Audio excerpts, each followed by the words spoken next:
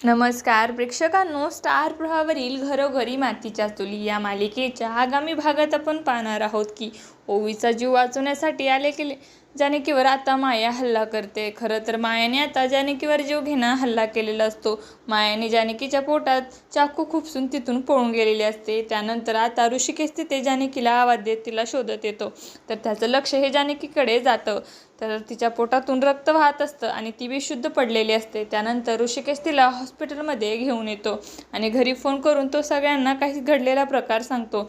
तर इकडे हॉस्पिटलमध्ये आता जानकीची प्रकृती खूपच गंभीर झालेली असते आणि डायरेक्ट पुढे आपल्याला असं पाहायला मिळतं की जानकीचा मृत्यू झालेला असतो आणि तिची शोकसभा भरलेली असते। तर तिथे आता मायासुद्धा येते।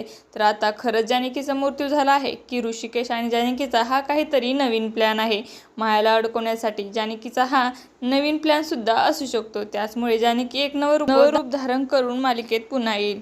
तुम्हाला जर आपला व्हिडिओ आवडला असेल तर चॅनलला लाईक, शेअर आणि सबस्क्राईब करायला विसरू नका। धन्यवाद।